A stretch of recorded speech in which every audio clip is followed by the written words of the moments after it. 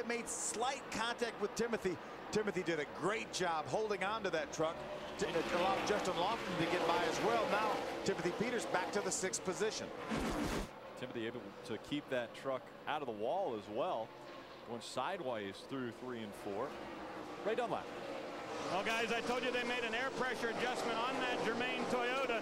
Todd came on the radio and told his crew chief, Mike Hillman Jr., it's like you didn't even touch it. Still very tight. We need a lot bigger adjustment on the next round of pit stops for sure. And he's only got probably one more chance to make that adjustment, Phil. I think these guys will probably come to pit road one more time, and then they'll have to make a big swing at it to try to get that adjustment Todd's looking for. How about that 88 truck in the 3rd position? Matt Crafton. Matt's been on fire here consistently. Good finishes. We talked to him during our qualifying show and said he wasn't very good in practice. They threw everything at it. Then after the 2nd practice, they threw the kitchen sink at it. They got all that stuff at Menards. And now here he is running up in the 3rd position. Now, did they put all that in the bed of the truck when they did that? Well, you can haul stuff in a truck. You can haul a kitchen sink. We take a look at Ricky Carmichael in the number 4. He is having an interesting night here at the Lady in Black. Let's listen into his radio communication. Doing a good job, man. Racing the racetrack just like last time. Let those other guys make the mistakes or picking themselves off one at a time. Picking themselves off one at a time. Todd Bodine just picked off that 3rd spot from Matt Crafton. You know, the beauty thing about Darlington, we talk about how narrow it is, but Todd's got a tight race truck. He can't get it to turn, but watch where he goes when he gets down in the corner. Because it's tight, he's going to use every inch of this racing surface, running right out next to the wall, finding a little bit more grip out there, helping his truck handle better. And that's the thing about Todd Bodine. He's done this long enough. He knows he can't just drive that truck in one groove and let it push. He's got to feel around and see if there's some pavement out there that will assist him in getting around the corners. It looks like he's found a new line. Hornaday's going to go by the slower lap traffic of Norm Benning in the 57. Right behind him, though, that's Brian Eichler. He is just 0.6 of a second behind race leader Ron Hornaday. Can Hornaday hold on and win at the track too tough to tame? Well, you're going to have to stick around to find out. There's only been 2 out front tonight. Timothy Peters led the first 47 laps, and now it's been all Ron Hornaday since. Speed is brought to you by Damp Rid. Because the key to mold control is moisture control. Control them both with Damp Rid. By Allstate. Dollar for dollar, nobody protects the rider like Allstate. Are you in good hands? And by Dodge. Visit Dodge.com or your local dealer today. We're under the 5th caution of the night, and that is the reason why TJ Bell had some problems with his truck. Into the wall he went, and now here come your race leaders on pit road. We go to Ray Dunlap. Down on my end, Brian Eichler talking about wanting an air pressure adjustment. Crew chief Eric Phillips said only come if Hornaday does, and at the last second Hornaday ducked down there, so they'll go to work on this number 18 Toyota. Pack it full of fuel. This will be a 4-tire stop. For Todd Bodine, you see him on the bottom of the screen. He wants a bigger adjustment than they made the last time for sure. They're going to put wedge in the Germain Toyota. Adam? Top of your screen, race leader Ron Hornaday said I'm good in 1 and 2, tight in 3 and 4. Kevin Buskirk said we'll make an air pressure adjustment. It will be 4 tires and fuel. Hornaday pulls away. The last time on pit road, he picked up a spot to gain the lead. And it looks like this time Austin Dillon with pit strategy will be the first off the pit lane. Yeah, I would guess 2 tires for Austin Dillon, probably Stacy Compton as well as Kenny Schrader. Then I think 4 tires probably from there on back. You know, that had been about 27 laps, Phil, since these guys have been to pit road. And I think that was right on the edge of whether they even wanted to pit or not. And so certainly I think with this new surface that we talk about here at Darlington, 2 tires is a great call for these guys. Get that track position back, that both the three of Austin Dillon. Watch the 17. He doesn't get rolling. Man, that's another bad break on pit road that has cost him a lot of spots. But the 3 and the 2 of Kenny Schrader had problems early, but now they've been able to gain that track position back through pit strategy. Good call. Double A. And just to confirm on Austin Dillon, it was fuel only, not right side tires. And I'm guessing the reason for that is they have already made a couple of pit stops tonight, taking tires. They may want to save a set for late in the race. So fuel only for Austin Dillon on this pit stop at lap 76, and he will be the race leader. So Austin Dillon utilizing some pit strategy. There you see the 50 of TJ Bell on the back of the hook. You see him into the wall there. Wow. It had the looks of maybe a cut down right front tire.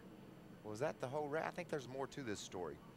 I think that he got into the wall there, maybe cut a tire, maybe got a fender in on a tire, and then wound up crashing into the wall. You can see there a lot of damage to the right front. So that was probably what caused, you see the brake rotors, the brake rotor falling apart, pieces coming off that truck. That was probably the reason why he hit the wall. There's the big hit. Yeah, yeah. Remember, he was running with Kenny Schrader the first time around when he scrubbed it. And this is the same part of the racetrack, and it took a lap for that whatever fender brace or whatever it was to rub that right front tire.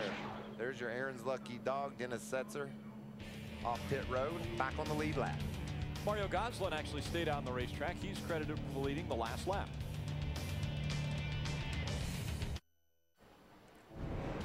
Experience Bristol Motor Speedway like never before. Purchase your ticket to the Speed Pit Road Party Zone and receive the same infield access as drivers, owners, and teams to the famed Bristol Night Race. Plus dinner, drinks, and much more. Visit speed.com, keyword promos for more information. Join us in the Speed Pit Road Party Zone at Bristol Motor Speedway. I'm going to go there. That's going to be a lot of fun. A lot of good times at Bristol. Hey, Ray, what's happening?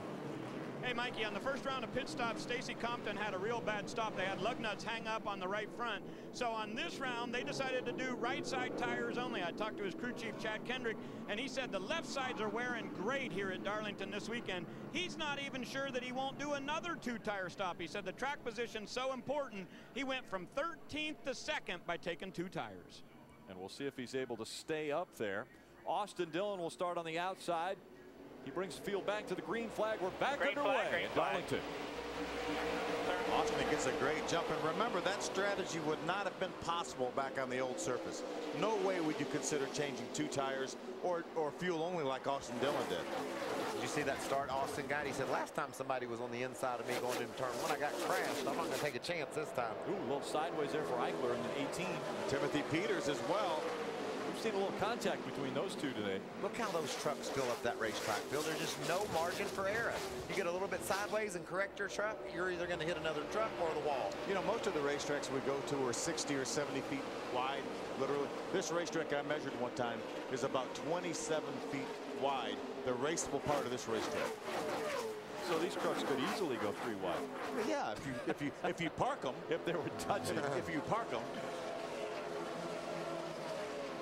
A little bit of contact all over this racetrack. You talk about touching. Oh. There's a little bit of touching right there. There's a 2 of Kenny Schrader. Ooh, the 17. I mean, that's the 7 of Justin Lofton. That's why we saw Timothy Peters go way down low here. Here's another view. Wow, that was close. That's Eichler at the 18 just in front. He looked like he was getting hung up on that 7 of Lofton, and then it just kicked him right out to the bottom of the racetrack. See the 81 of David Starr. He was like, you guys go somewhere. I got to get through here. Hornaday and Bodine running 2nd and 3rd. Bodine right up against the wall. He's found that new groove, Rick. I think that's a result of his truck not working the way he wanted it to in the middle of the track. Todd, being the great driver that he is, he understands he's got to make moves. He's got to move around to make it work, and now he's making a move to the bottom on Hornaday. Good hard run. Ooh, Hornaday gets a little bit loose up there, head the right side. Problem for Ricky Carmichael. He's sideways. Now he gets it straightened back out. We stay green for now. The green flag still in the air here. No caution, no caution. Carmichael getting back up to speed. No caution, keep digging. And how about the pass by Hornaday and Bodine? And now side by side. Peters and the 2 of Ken Schrader. That's a battle for the 8th position. Timothy just took over that 8th spot from Kenny Schrader. Johnny Sauter right now behind Kenny Schrader. It's the first time we've talked about Johnny. There's a good shot from his onboard camera looking out at Kenny Schrader's truck. We talked to him earlier, and Johnny had talked about not having a good qualifying run, but felt like he had a truck he could be competitive with. He has been quiet so far, but sneaking up inside that top 10 now. Side by side again. Justin Lofton on the inside of Stacy Compton. Compton falls back, but now looks to the inside of Justin Compton. Justin who? Justin Lofton. I got both of them in that one. A lot of stuff going on, Rick. I understand. Brian Eichler just behind him in the 18. Let's catch up on, Ricky Carmichael. Into the wall. Oh, that's just a little bit of contact. That's your classic Darlington stripe. but he's lost his momentum. You can see Skinner dives